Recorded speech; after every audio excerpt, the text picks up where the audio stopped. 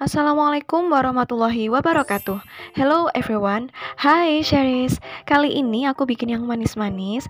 Ini salah satu resep jualan aku yang dari looknya aja udah kelihatan cantik banget ya. Ini wangi, lembut, moist, manisnya pas, dan awet berhari-hari loh. So, gimana tips dan triknya? Ikutin cara aku bikinnya yuk. Pertama-tama kita masukkan dulu 3 butir telur ke dalam bowl. Kemudian kita masukkan juga gula pasir.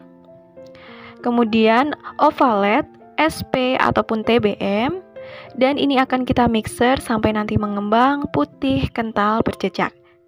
Gunakan speed paling tinggi tapi secara bertahap aja ya. Nah, ini untuk lamanya teman-teman bisa sesuaikan dengan mixer masing-masing karena kecepatannya itu berbeda ya untuk tiap mixer. Yang pasti sampai nanti konsistensinya seperti ini. Setelah itu kita akan masukkan bahan keringnya. Di sini akan kita ayak tepung terigu. Nah, supaya nanti nggak ada yang menggerindil dan juga adonannya tuh benar-benar lembut ya. Ini tepung terigunya kita masukkan secara bertahap, teman-teman. Kemudian di sini aku gunakan whisker untuk mencampurkan tepung terigunya. Aku aduk perlahan dari bagian permukaan seperti ini. Ini akan memastikan bahwa cake kita bakalan moist karena nggak ada tepung yang menggerindil. Nah, teman-teman bisa gunakan mixer, tapi kalau misalkan nggak yakin, maka caranya seperti ini ya.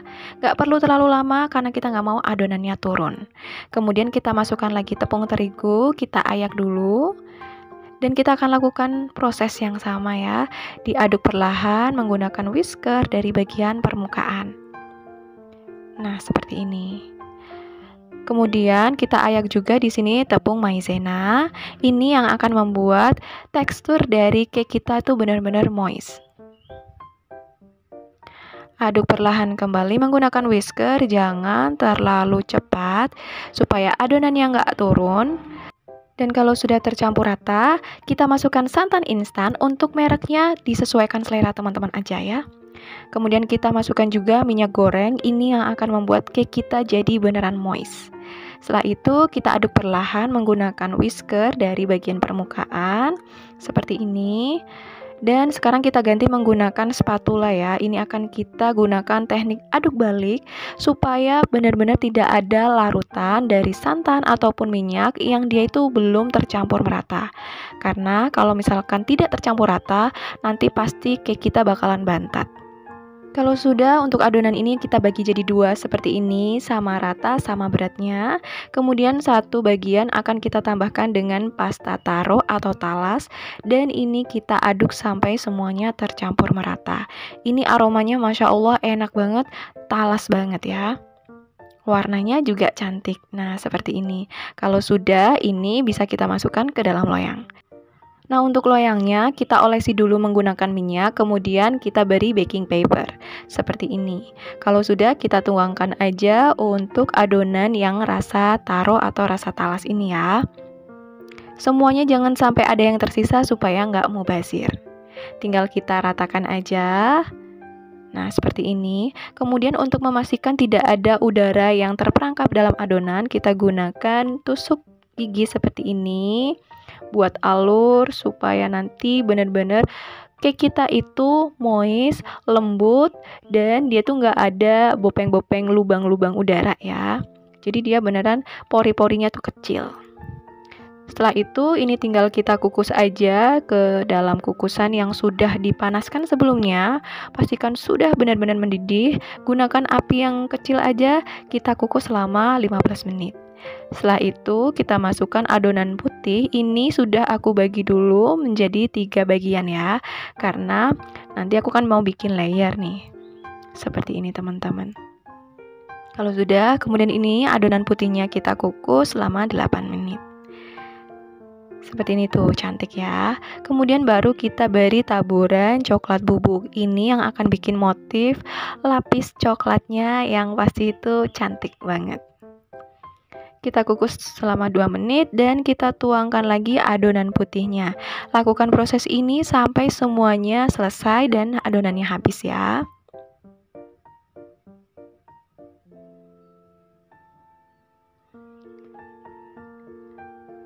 Oke teman-teman, ini adalah adonan yang terakhir. Jadi setelah adonan ini masuk, nanti kita akan kukusnya cukup lama, selama 20 menit atau sampai matang ya. Gunakan api yang kecil supaya bagian permukaan atasnya nggak bergelombang. Nah, seperti ini teman-teman. Setelah itu kita tes tusuk. Dan kalau nggak ada adonan yang menempel di tusuk gigi berarti udah mateng. Tinggal kita angkat aja. Kemudian ini tipsnya ya, supaya cake kita itu bakalan awet tahan lama berhari-hari. Setelah kita angkat dari kukusan, tunggu sekitar 2 menit, kemudian langsung dikeluarkan ya cake-nya dari loyang. Kemudian didinginkan, baru deh kita potong-potong. Ini akan membuat cake kita itu nggak banyak menahan uap air. Jadi akan membuat cake kita bisa awet berhari-hari. Tinggal teman-teman potong aja sesuai selera ukurannya. Nah, karena untuk jualan, jadi ini kita potongnya harus rapi dan ukurannya juga sama ya. Pelan-pelan aja. Kalau sudah, ini dia hasilnya teman-teman tuh. Motifnya cantik banget. Dan ini aromanya wangi, talas, manisnya pas, nggak bikin enak, lembut, moist, dan pastinya tadi kelebihannya yaitu bisa awet, tahan lama berhari-hari. Nah, kalau sudah benar-benar dingin, ini baru akan kita kemas menggunakan plastik OPP. Caranya seperti ini ya. Jadi untuk cara mengemasnya itu simple banget, teman-teman juga pasti udah biasa, udah bisa ya.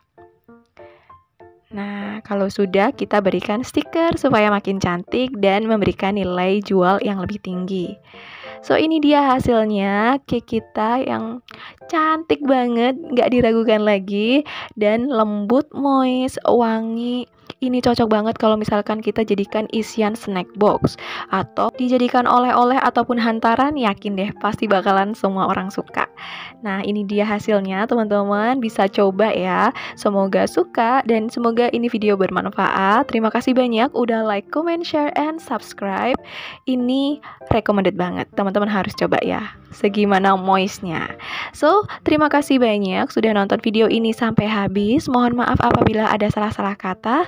See you on my next video. Wassalamualaikum warahmatullahi wabarakatuh. Bye, Sherries.